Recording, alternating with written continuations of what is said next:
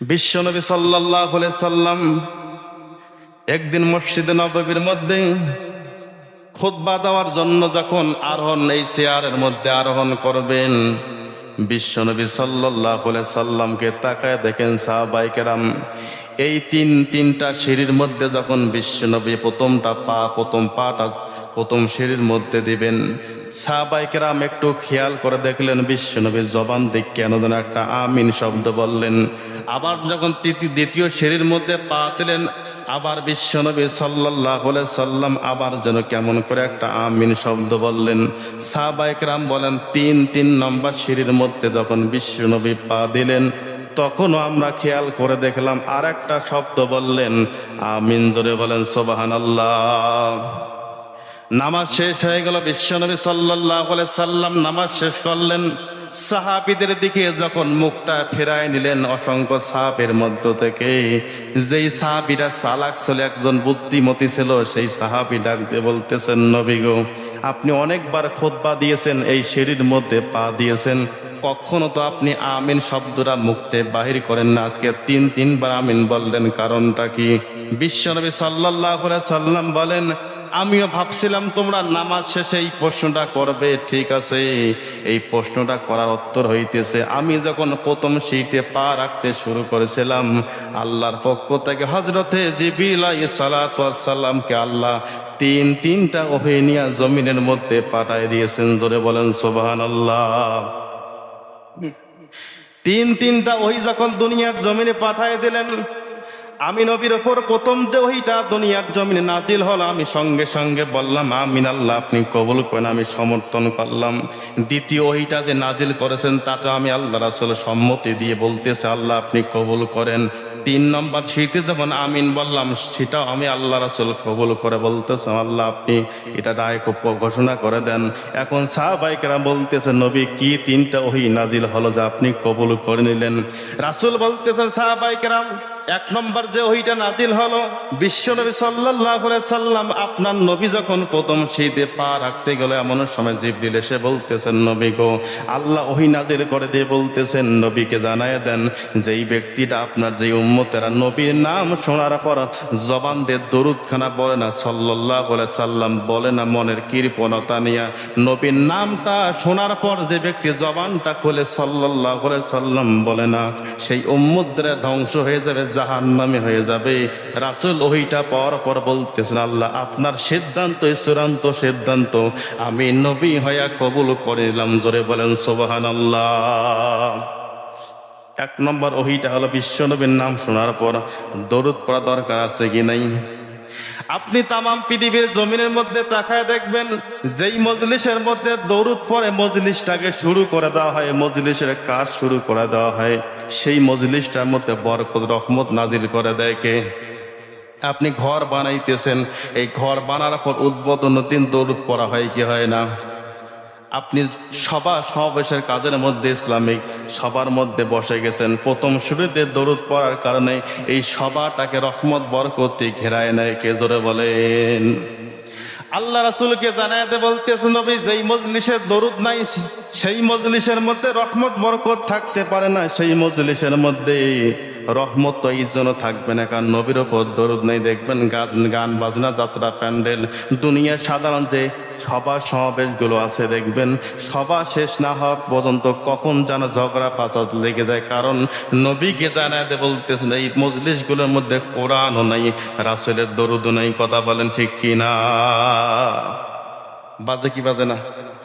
দেখবেন চেয়ার দিয়ে মারামারি, আশা করি আনলো সবার কাজটা শেষ করব, চেয়ার আনলো ভরা, স্বার্থের পেছনে লেগে গেল, আমার ভাগ কই, এমন মার শুরু হয়ে গেল, ডেকোরার চেয়ার সব তামাকা। হয় কি হয় না? খেয়াল করে দেখবেন শুরুতেও কোরআন নাই, শুরুতেও হাদিস নাই, শুরুতে নবীর দরুদ নাই। আল্লাহ বলে না থাকার কারণে আমি আল্লাহ রহমতের ফেরেশতা তুলে নিলাম, গজবের ফেরেশতা তো আছে, শয়তান তো উট পেতে বসে আছে, কখন ওয়াসওয়াসা দিয়ে এই মজলিসটাকে ধ্বংস করে দেওয়া যায়। জোরে বলেন না উযুবিল্লাহ। তাহলে যেই মজলিসের দরুদ আছে, মজলিসটাকে রহমত বরকত দিয়ে ভরপুর করে দেয় কে? তাহলে নবীর নাম শুনলে দরুদ পড়া দরকার আছে কি নেই? প্রথমবার যখন শুনবেন বলবেন সাল্লাল্লাহু, এই একবার দরুদ পড়লে কি হয় জানেন? ছোট্ট একটা শব্দ সাল্লাল্লাহু আলাইহি ওয়াসাল্লাম, এই ছোট্ট একটা দরুদ রাসূল বলেছেন যে এই লোকটা ইখলাস নিয়ে ঈমান নিয়ে একটা বার জবান থেকে বাহির হবে, আল্লাহ ওই ব্যক্তির জীবন থেকে 10টা গুনাহ মাফ করবেন, 10টা নেকি দিবেন, দুনিয়ার জমিনে থাকতে 10 গুণ মর্যাদা আল্লাহ রাসূল বলেছেন আল্লাহ বাড়ায় দিবেন। জোরে বলেন সুবহানাল্লাহ। বললাম একটা সেকেন্ডে আল্লাহ 3 10 30টা নেয়ামত দিলেন। চারটিখানি কথা।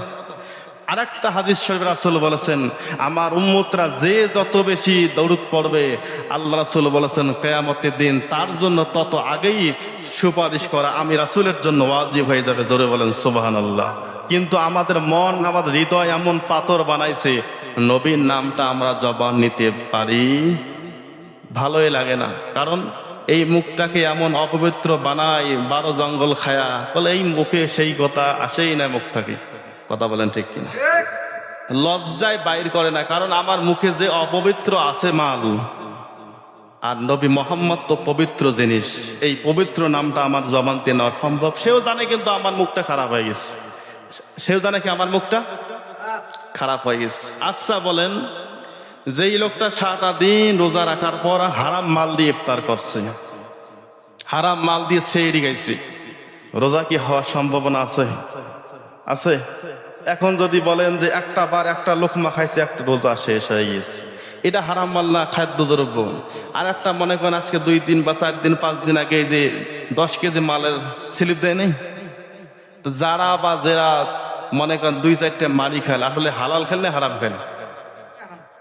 এমনি একবার 1 লোকমা খাওয়ার কারণে রোজা যদি ধ্বংস হয়ে যায়, আর যে একটা 10 কেজি মেরে খেলো তার 10 দিন আমল নষ্ট হবে কি হবে না? হবে। কিন্তু আমাদের বুঝতে হবে আমাদের ঠিকানা কোথায়, গন্তব্য কোথায়। রোজা আছে লাআল্লাকুম তাত্তাকুন, খোদাভীতি অর্জন করার জন্য, কিন্তু রমজান আসলো 30 রোজা শেষে চলে গেল, আমার হৃদয় যাররা পরিমাণ পরিবর্তন হলো না, তার মানে বোঝা যায় এই রোজার হাকিকত, রোজা দিয়ে আমার এ যাবত মনে হয় গুনাহ মাফ হয় নাই। যদি গুনাহ মাফ না হয়ে থাকে, আমার মতো আহাম্মক, আমার মতো নাফরমান, আমার মতো জাহান্নামের কয়েদি দুনিয়া একটাও। এবার বিশ্বনবী সাল্লাল্লাহু আলাইহি সাল্লামকে বলতেছেন, নবী গো, 1 নম্বর ওহীটা শুনলাম, 2 নম্বর ওহীটা বলেন, দ্বিতীয় শীতে পা রাখার পর আপনি আমিনটা বললেন কেন? একটু জলদি করে পড়েন, আমরা শুনতে চাই। বিশ্বনবী সাল্লাল্লাহু আলাইহি সাল্লাম ডাক দিয়ে বলতেছেন, সাহাবায়ে কেরাম, আমি রাসূল যখন দ্বিতীয় শীতে পা রাখলাম, আল্লাহ ওহী নাযিল করে জিবরিলকে জানায় দিয়ে বলতেছেন জিবরিলের মাধ্যমে, ইয়া রাসূলুল্লাহ, ইয়া হাবিবাল্লাহ, ওই ব্যক্তি হালাক হয়ে যাবে, ওই ব্যক্তি ধ্বংস হয়ে যাবে যেই ব্যক্তি 1টা মাস রমজান পাইল, সেহরি পাইল, তারাবি পাইল, এত ইবাদত পাওয়ার পর, এই রমজান পবিত্র মাহে রমজান পাওয়ার পর, গুনাহ মাফ পাওয়ার একটা সুযোগ পাওয়ার পর, যেই ব্যক্তিরা নিজের জিম্মা থেকে গুনাহগুলো মাফ করাইতে পারলো না, নবী সেই উম্মতদেরকে জানায় দেন ওই সমস্ত উম্মতেরাই জাহান্নামের জন্য রেডি হয়ে গেছে। জোরে বলেন নাউজুবিল্লাহ। নবী সাহাবায়ে কেরামকে ডাকতে বলতেন, সাহাবীরা মনটা খারাপ হয়ে গেল, কারণ রমজান আসছে মানুষের গুনাহগুলোকে মাফ করার জন্য, গুনাহ থেকে মানুষগুলোকে অন্তরটাকে পবিত্র করার জন্য। যেই পাগলেরা এই রমজান পর পর রোজা করলো না, সেহরি খাইলো না, তারাবি পড়লো না, ইফতার করলো না, নামাজ কালাম কিছুই পড়লো না, পড়ার পর যেই লোকগুলো নিজের জিম্মা থেকে এখন পর্যন্ত গুনাহ মাফ করতে পারে নাই, বিশ্বনবী সাল্লাল্লাহু আলাইহি সাল্লামকে জানায় দিয়ে বলতেছেন, নবী সেই লোকগুলোকে বলে দেন এই লোকগুলো জাহান্নামী হয়ে গেল, এই লোকগুলো গুনাহগার, ফাসিক, নাফরমান হয়ে গেল। আপনি তাদেরকে জানায় দেন রমজানে এখনো মাত্র কয়েকটা ঘন্টা বাকি রয়েছে, এই কয়েকটা ঘন্টা পর জীবনের 1টা বছরের জন্য রমজান চলে গেল, আর সামনে রমজান পাবো কি পাবো না সন্দেহ আছে। এই জন্য তাদেরকে বলে দেন এখনো যেহেতু 3 4 5 6 ঘন্টা বাকি আছে, এই 6 ঘন্টার ভিতরে যে লোকটা তওবা করতে পারে, আল্লাহ বলেন ইন্নাল্লাহা ইয়াগফিরুয যুনুবা জামিয়া ইন্নাহু হুয়াল গফুরুর রহিম, আল্লাহ পিছনের সমস্ত গুনাহ খাতাগুলোকে মাফ করে দিবেন। জোরে বলেন সুবহানাল্লাহ।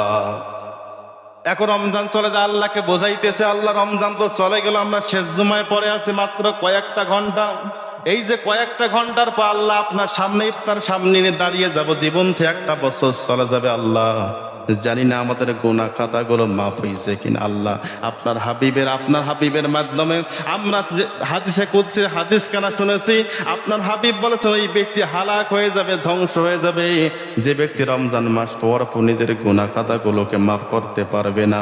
ও মুসলমান, যারা নামাজও পড়লো না, রোজাও করলো না, সিয়ামও করলো না, যারা ইফতার সেহরি কিছুই করলো না, তাদের কথা বাদ দিলাম। আমরা যারা একটা মাস কষ্ট করে রোজা করলাম, সেহরি খাইলাম, ইফতার করলাম, তারা বিগলো কিয়ামুল লাইল গুলো দাঁড়িয়ে দাঁড়িয়ে ইবাদত করার পর যদি আমাদেরকে আল্লাহ মাফ না করে, আমাদের নসিবটা সব চাইতে বড় খারাপ হবে কি হবে না? যারা পড়ে নেই তাদের হিসাব এমনি বাতিল। আর বলেন দেখি বেনামাজি কাক কয়? যারা মাঝে মাঝে পড়ে, মাঝে মাঝে পড়ে। আর যারা পড়ে না তাদেরকে না বলা যায়? হ্যাঁ, নিঃসন্তান কাক কয়? বলেন তো দেখি ভালো করে। নিঃসন্তান কাকে বলা হয়? যারা বিবাহ করছে সন্তান হয় না, তাদের কি বলা হয়? নিঃসন্তান। তার মানে বিবাহ করছে 2, 4, 5, 10 বছর চলে গেছে, সন্তান না থাকার কারণে তাদেরকে মানুষ কি বলে? নিঃসন্তান। আচ্ছা, যে ছেলেটা এখনো বিয়ে করে নাই, বয়সে হয় নাই, বা বয়সে যে বিয়ে করে নাই, তাকে নিঃসন্তান বলা যাবে? কারণ সন্তান হওয়ার গেলে তার তো প্রথম নাম্বার বিবাহ করতে হবে। সে বিবাহ করে নাই, যদি কেউ বলে নিঃসন্তান, তাকে ভালো হবে? বলবে যে তো বিবাহ করে না, নিঃসন্তান বলা যাবে না। কারণ যদি বিবাহ করার পর 10 বছর পার হলো, সন্তান হলো, তখন বলা হয় কি বলা হয়? নিঃসন্তান। যে লোকটা মসজিদ নাই, নামাজ নাই, কিচ্ছু নাই, একক জন্য নামাজ পড়ে না, তাক বেনামাজি বলা যায় না। আল্লাহ রাসূল বলেছেন বাইনাল সালাহ বাইনাল আবদি ওয়া বাইনাল কুফরি তারাকাস সালাত, বান্দা এবং কুফরের মাধ্যমে পার্থক্য করা নামাজ। যে নামাজ পড়লো সে কুফরি করলো, কাফেরের চূড়ান্ত পৌঁছে গেল, বেনামাজি বলার সুযোগ। তাহলে বেনামাজি কাদেরকে বলা হয়? জহর আছে, আসর নাই, মাগরিব নেই, আবার হঠাৎ করে ঈশার সময় মাথা খান উঁচু দিয়ে বলতেছেন আমি উপস্যকের মতন দাঁড়িয়ে গেলাম। আবার ধরার জন্য যখন যায়, আবার দাবি যায়, আবার 3 দিন নেই। কথা বলেন, কথা বলেন। মন খারাপ করবেন? এসে দেখবেন যে ধল্লা নদীর মধ্যে ব্লক ফিলিসিং এর পারে যাবেন, একটা মাছ হঠাৎ করে মাথা বাহির হলো, বিশাল একটা মাছের মাথা দেখা গেল। এখন আল্লাহর বান্দা খুব খুশি মনে বলতেছেন জাল যেহেতু বাড়িতে আছে, একটা মোচর দিয়ে মাছটা ধরবো। আসার পর মাথাটা যখন জাগাইছে, জালখানা ফেলাইছে, কোনো সায়ের শব্দ নাই, জাল তুলে দেখে ফাঁকা। জাল তুলে দেখে কিছুক্ষণ পর 30 সেকেন্ড অপেক্ষা করার পর দেখে ব্লক আরেক মাথা, আবার মাথা উঁচু করছে। কারণ এর অভ্যাসটা কি? মাথা তোলা আর দাবা ধরা খাওয়া না। কথা বলেন, বুঝছেন? এমনও যারা আমরা নামাজি আছি, হঠাৎ মাথা তুলে আবার 6 দিনের জন্য মাথা খুঁজে পাওয়া যায় না। আফসোস, ইয়া লাইতানি, সেদিন আফসোস করবো কিন্তু কোনো সুযোগ পাবো? মন খারাপ করলেন? মন খারাপ করছেন, এই জন্য মুক্তি কথা বাইর হয় না। আমি চাই আমরা একই সমাজে বাস করি, একই জামাতে বাস করি, একই কাঁধে কাঁধ মিলিয়ে নামাজ পড়ি, একই কাঁধে জান্নাতে যাইতে চাই কি চাই না? চাই। জান্নাতে যাইতে গেলে ইমানটা ফার্স্টে আনা দরকার, দ্বিতীয়ত নামাজ পড়া দরকার, আছে না? বেনামাজি না নামাজি? নামাজি হতে হবে। নামাজি হওয়া দরকার আছে কি নাই? এখনো সময় আছে, মাত্র মনে করেন 1:30 বাজে, 2:30, 3:30, 4:30, 5:30, 4:30, মাত্র 5টা ঘন্টা এখনো বাকি আছে। এই 5টা ঘন্টা চলে গেলে জীবন থেকে একটা বছরের রোজাটা কি হয়ে গেল? চলে গেল। যদি গুনাহ মাফ আমি না হতে পারি, আমার মনে হয় আমি ইমামতি এত কিছু করিয়া আমার জাহান্নাম ছাড়া কোনো উপায়। এত সুন্দর চেহারাটা গঠন করতেছি, এই চেহারা সৌন্দর্যটাকে রক্ষা করার জন্য কত জিনিস মাখতেছি, মাখি না? কত সুন্দর জামা পরিধান করতেছি, কত জিনিস আমরা ব্যবহার করতেছি। বলেন এই সুন্দর চেহারাটা যে আবার জাহান্নামে আল্লাহ ফেলায় দেয়, আমাদের মতো হতভাগা দুনিয়া একটাও। এই জন্য বিশ্বনবী সাল্লাল্লাহু আলাইহি সাল্লাম বলেছেন, আল্লাহ ওহী নাযিল করে বলতেছেন, নবী সেই লোকগুলোকে আপনি জানায় দেন যেই লোকগুলো একটা মাস রমজান পাওয়ার পর নিজের গুনাহ খাতাগুলোকে মাফ করাইতে পারবে না, সেই ব্যক্তিগুলো হালাক হয়ে যাবে, জাহান্নামী হয়ে যাবে। ও মুসলমান, হাদিস খানা শোনার পর তওবা করা দরকার আছে কি নাই? এখন যাওয়ার পর আপনি 2 রাকাত নফল নামাজ দাঁড়ায় যাবেন, শেষ জুমার দিন গোপনে 2টা রাকাত নফল নামাজের মধ্যে দাঁড়িয়ে বলবেন, হুজুর যেহেতু হাদিস খানা বলেছেন ওই ব্যক্তি হালাক হয়ে যাবে, ধ্বংস হয়ে যাবে, রমজান পাস পাওয়ার পর গুনাহগুলো যে ব্যক্তি মাফ করাইতে পারবে না। আল্লাহকে বুঝাইবেন, আল্লাহ একটা মাস কষ্ট করে রোজা করলাম, সেহরি খাইলাম, তারাবি পড়লাম, কোরআন তেলাওয়াত করলাম, জিকির আজকার করলাম, আল্লাহ এত ইবাদত করার পর আপনার হাবিব বলেছেন গুনাহ মাফ না হলে হালাক হয়ে যাবে। ও আল্লাহ, গোপনের মধ্যে আমি দাঁড়াইয়া 2টা রাকাত নামাজের জন্য দাঁড়িয়ে গেলাম, যে নামাজটা পড়তেছি কোনো ব্যক্তি জানে না, নিজের স্ত্রী বলতে পারলো না, স্বামী বলতে পারলো না, সন্তান বলতে পারলো না। গোপন নামাজ তো আল্লাহ আপনার কুদরতি নিজামে কুদরতি পায়ের মধ্যে সিজদায় পড়ে গেলাম। ও আল্লাহ, মাফ না করা পর্যন্ত মাথা কানা তুলবো না, কারণ রমজান তো আজ চলে যাবে। এইভাবে কোনো ব্যক্তি তওবা করতে পারে, আর বলে আল্লাহ একটা বছর নয়, দুনিয়ার জীবনে যত বছর হায়াত পাইছি পিছনে গুনাহগুলো মাফ করে দেন আল্লাহ। সামনে নিয়ত করলাম আর গুনাহ করবো না, আমি গোপনে মাফ চাইতেছি, আল্লাহ আমাকে মাফ করে দেন। বিশ্বনবী সাল্লাল্লাহু আলাইহি সাল্লাম হাদিসের মধ্যে ফরমান, মান সামা রমাদান ঈমানান ইহতিসাবান গুফিরা লাহু মা তাকাদ্দামা মিন যামবিহি। লোকগুলো তওবা করা দেরি করবে না, যায় নামাজে মাথাটা তুলতে দেরি করবে, আল্লাহ মাফ করতে দেরি করবে না। জোরে বলেন সুবহানাল্লাহ। 3 নম্বর ওহী নাযিল হলো, এইজন্য বিশ্বনবী সাল্লাল্লাহু আলাইহি সাল্লাম বলেছেন, আমি নবী যখন 3য় নাম্বার সিজদে পা রাখলাম, জিবরিলকে আল্লাহ জানায় দে, বলতেছেন জিবরিল নবীকে জানায় দেন, ওই ব্যক্তি হালাক হয়ে যাবে, ওই ব্যক্তি জাহান্নামী হয়ে যাবে, যেই ব্যক্তিগুলো তার বৃদ্ধ অবস্থায় মা বাবাকে হাতের নাগালে পাইলো, তারা জান্নাত কামাই করতে পারলো না। সেই হতভাগা সন্তানদেরকে বলে দাও, নামাজ রোজা থাকার পর ওই সন্তানগুলো জাহান্নামের কয়েদি হয়ে যাবে। জোরে বলেন নাউজুবিল্লাহ। এই জীবনে আপনাদের বাপ মা যাদের বেঁচে আছে কি নাই? মারা গেছে কাদের হাত তোলেন? বাবা মা কার নাই? অত বাবা কার নাই হাত তোলেন? বাবা নাই কার? বাবা নাই, হাত নামান। মা নাই কার? হাত তোলেন। আর বাবা মা একজনও নাই, তারাই হাত তোলেন। আচ্ছা বলেন, এই হাতগুলোর মালিক যারা, নামান হাত, এই হাতগুলোর মালিক যারা বাপ মা নাই, বলেন তো যদি কিয়ামত পর্যন্ত হায়াত পায়, একটা বারের জন্য মা শব্দটা বলবে, কেউ সাড়া দেবে? আছে? এই যে ঈদের দিন প্রতিটা পরিবারে, ফকির হোক মিসকিন হোক ধনী হোক, প্রতিটা পরিবারে নতুন জামা কেনা হয় নাই? হয়েছে নাই? যদি এখন কোনো সন্তান বলে, আমার মা আমাকে এত কষ্ট করে লালন পালন করলো, বাবা এত কষ্ট করে মানুষ করলো, আজকে মন চাইতেছে একটা জামা বানাইয়া মাকে পরাবো, বাবাকে পরাবো, কিয়ামত পর্যন্ত পাবে? কারণ এই মা নামক সম্পদ তারা যার দুনিয়ায় নাই, সেই ব্যক্তি বোঝে মা হারা বেদনা, বাবা হারা বেদনা কত নির্মম, কত পরিহাস। কিন্তু যাদের বাবা মা এখনো বেঁচে আছে, তার এখনো জান্নাত বেঁচে আছে। ধরে বলেন সুবহানাল্লাহ। হুমা জান্নাতুকা ওয়া নারুকা। রাসূল বলেছেন, পিতামাতাই তোমাদের জান্নাত, পিতামাতাই তোমাদের জাহান্নাম। এমনও কিছু সন্তান রয়েছে নিজের স্ত্রীর জন্য নতুন জামা কিনছে, সন্তানের জন্য কিনছে, জনম দুঃখী মা বাবার জন্য একটা টাকাও খরচ করে নাই, কারণ পৃথক খায়, আলাদা বাড়ির মধ্যে খায়, এখনো কেনে নাই। এমন হতভাগা আছে কি নাই?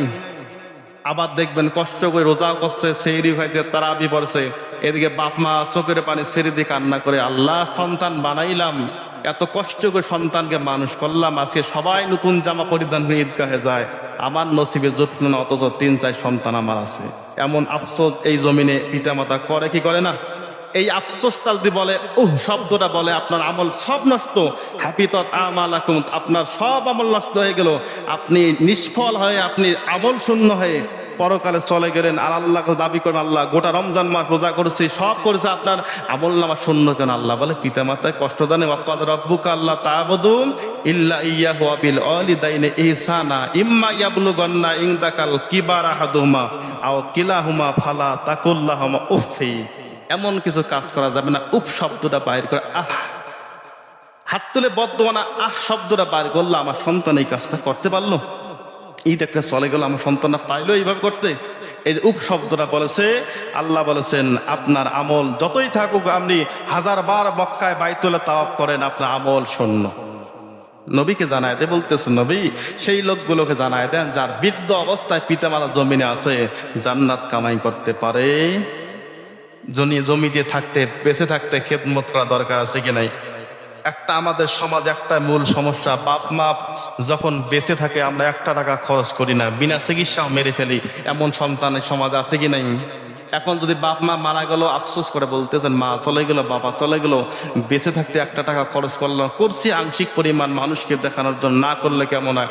যখন মালাকুল মউত আজরাইল জানটা বাহির করলো, 3 দিন 5 দিন 7 দিন 1 মাস যাওয়ার পর গ্রামের মুরব্বি পরামর্শ দিতেছে, বাবা যেহেতু তোমার মারা গেছে, সম্পদ রেখে গিয়েছে, একটা আয়োজন করো। কি আয়োজন? ব্যাপার, খাওয়া দাওয়ার অ্যারেঞ্জমেন্ট করেন। তাহলে যে সন্তান বেঁচে থাকতে 1000 টাকা খরচ করলো না বাপ্পার জন্য, মারা যাওয়ার পর 2-3 লক্ষ টাকা ঋণ করে হলো মানুষকে খাওয়া, এমন লোক সমাজ আছে কি নাই? আপনি 3 লক্ষ না, আপনার বাপ মা বেঁচে থাকতে 3000 টাকা খরচ করতে আপনার জন্য জান্নাত ওয়াজিব হয়ে যেত। আর আপনি বেঁচে থাকতে আপনার বাবার জন্য কিচ্ছু করেন না, আপনি 3 নয় 3 কোটি নয় তামাম পৃথিবীর সম্পদ মানুষকে খাওয়াবেন, আপনার বাবা এক চুল পরিমাণ ছাড় দিবে না, জাহান্নাম ছাড়া কোনো উপায় হবে না। জোরে বলেন না নাউজুবিল্লাহ। এমন আমরা আছি কি নাই? আছি। 3টা যে দোষের কথা বলেছেন, হালাক, জাহান্নামী, এই 3টা দোষ আমাদের মধ্যে আছে কি নাই? আমি তো মনে করি আমার মধ্যে আছে, আপনাদের মধ্যে নাই। আপনারা ভালো, আপনারা জান্নাতি মানুষ, আল্লাহ আপনাদের রাসূল আমাকে জান্নাতি বানাক, বলি না আমিন। কয়টা জিনিস? 3টার মধ্যে যাদের পিতামাতা বেঁচে আছে খেদমত করা দরকার আছে কি নেই? যাদের পিতামাতা এখনো বেঁচে আছে খেদমত করবেন। এখনো যদি নতুন জামা না দেন, আমার বক্তব্য শোনার পর এখনের দোকানে যাবেন, যাওয়ার পর যা তবিল আছে এই তবিলটা দিয়ে একটা জামা হলো একটা গেঞ্জি হলো কিনে বাবার হাতটা বলেন যে আমার সম্পদ নাই, টাকা নাই, পয়সা নাই, আমি করতে পারি নাই, আপনার জন্য ছোট্ট একটা জিনিস দিলাম, আপনি সহজ মনে নেবেন, খুশি মনে নেবেন। দেখবেন বাবা খুশিতে 2টা ফোঁটা চোখের পানি ছেড়ে দিয়ে আল্লাহর কাছে দোয়া করে, আল্লাহ আমার হায়াতের জিন্দিগিতে আমার সন্তান হায়াতগুলোকে আরো বাড়ায় দাও। দোয়া করবে কি করবে না? দুনিয়া এমন করে বাবা নাই, সন্তানের ছোট্ট একটা জিনিস পাওয়ার পর দোয়া করে না। এমন পাতরওয়ালা বাবা দুনিয়া আছে, এমন পাতরওয়ালা মা দুনিয়া আছে। কিন্তু আপনি বড় সমস্যা, এত কিছু করার পর ঈদের দিন আসে, ঈদের দিন চলে যায়, আপনি কত কিছু খাইতেছেন, নিয়ামত কত কিছুই ভোগ করতেছেন, বাবাকে আড়ালে একটা বাড়ির মধ্যে রেখে দিয়ে আপনি ভালো জায়গায় বাড়ি করে আছেন, একটা বড় খোঁজ নিলেন না ঈদের দিন আমার বাবা আজকে কি কিনলো, কি খাইলো, একটা বার খেয়াল করি নাই। না করিয়া জুমার নামাজ পড়তে আসছেন, ঈদের নামাজ পড়তে আসছেন, আসর পড়তেছেন, জহর পড়তেছেন। আল্লাহ বলে এগুলো পরে অকদার বুক আল্লাহ তাবুদ ইল্লা ইয়াহু, আমার পর গোলামির পর 2 নম্বর পিতা মাতার গোলামি করতে হবে। গোলামি করতে পারলে না, এই লোকগুলো যখন কিয়ামত দিন জামিনদার এগুলো লোক যখন আপনার বিপক্ষে সাক্ষী হয়ে যাবে, তোমার কপাল জাহান্নাম ছাড়া কোনো উপায় থাকবে না। এই জন্য আমি সকলের কাছে করজোড়ে অনুরোধ করি, রমজান চলে যাইতেছে, মাত্র কয়েকটা ঘন্টা বাকি আছে, গুনাহগুলো মাপ পাওয়া দরকার আছে কি নাই? তওবা করা দরকার আছে কি নাই? আমি তো মনে করি একটা রোজা আল্লাহ বাড়ায় দিয়েছে, তার মানে আমাদেরকে আল্লাহ বুঝাইতেছেন, বান্দা এখনো গুনাহ থেকে নিজেকে পবিত্র করাইতে পারো না, আমি আল্লাহ আরো একটা রোজা তোমার জন্য বকশিশ দিলাম, এখনো সময় আছে, তওবা কর, আমি আল্লাহ জীবনের গুনাহ মাফ করার জন্য রেডি হয়ে গেলাম। জোরে বলেন সুবহানাল্লাহ। কারণ ওয়াইজা সালাকা ইবাদি আন্নি ইন্নী করিবুন উজিবু দাওয়াতাদ দাঈ ইযা দান। নবীকে জিজ্ঞেস করে আল্লাহ কোথায়? আল্লাহ বলে আমি নিকটে। মক্কার কুরাইশ কাফেররা জিজ্ঞেস করে আল্লাহ কোথায়? আমরা তো আল্লাহকে দেখিয়ে না, আপনি না দেখা আল্লাহকে ভক্তি করেন, আর আমরা মক্কার কাবা ঘরে ভিতরে 360টা মূর্তি নিয়ে ভক্তি করি, এটাই আমাদের অপরাধ। আর আপনার আল্লাহকে দেখাই তো যায় না। আল্লাহ বলতেছেন যখন ওরা জিজ্ঞেস করে ওয়াইজা সালা আকা ইবাদে আন্নি ফাইন্নি করিবুন উজিবু দাওয়াতাদ দাঈ ইযা দান, নবী তাদেরকে বলেন যে আপনার প্রভু, আপনার খোদা আপনার নিকটে, এমনকি আপনার শরীরের 2টা সাহা রগের চাইতে আরো নিকটে। জোরে বলেন সুবহানাল্লাহ। কি হবে? উজিবু দাওয়াতাদ দাঈ ইযা দান, যখন কোন ব্যক্তি ডাকবে, দুনিয়ার কোন ব্যক্তি শোনার আগেই আল্লাহ লাব্বাইক বলিয়া, লাব্বাইকে ইবাদি, হে বান্দা আমি হাজির, কি চাও বলো, সঙ্গে সে আল্লাহ পূরণ করে দিবেন। জোরে বলেন সুবহানাল্লাহ। 1 মিনিট যারা আমরা এই একটা মাস কষ্ট করে রোজা করেছি, ইবাদত করেছি, তারাবি পড়েছি, 5 ওয়াক্ত নামাজ পড়েছি, আপনারা জানেন এই মাসটার মধ্যে একটা লোক কম পক্ষে 2000 বার সূরা ফাতিহা পড়ছে। জোরে বলেন সুবহানাল্লাহ। কত হাজার বার? যারা প্রতিদিন নিয়মিত 5 ওয়াক্ত পড়েছে, তারাবি পড়েছে, এরা প্রতিদিন ৭৪ বার সূরা ফাতিহা পাঠ করেছে। কতবার? ৭৪ বার। যদি 30 দিনে করে থাকে, 3 সাতা 21, 212-এর উপরে 2000 বারের উপরে কি হচ্ছে? সূরাতুল ফাতিহা পাঠ করেছে। আচ্ছা বলেন, এত কিছু ইবাদত করি, এতবার আল্লাহকে ডাকে, আল্লাহ কি শুনবে না? একটা বারের জন্য শুনবে না? আমরা আশাবাদী আল্লাহ আমাদেরকে মাগরিবের আগ মুহূর্ত হলেও যেন মাফ করে দেয়। সবাই আল্লাহুম্মা আমিন। আমরা সবাই সবার জন্য দোয়া করো, বা জুমার পর আমরা সবাই সবার জন্য দোয়া করো, মৃত্যু ব্যক্তির জন্য দোয়া করো, সবাই একটু থাকবেন ইনশাআল্লাহ। আল্লাহ তাআলা আমাদের সকলকে যা কিছু বললাম, যা কিছু শুনলাম, আমলে নিয়তে থাকার তৌফিক দিন। সাল্লাল্লাহু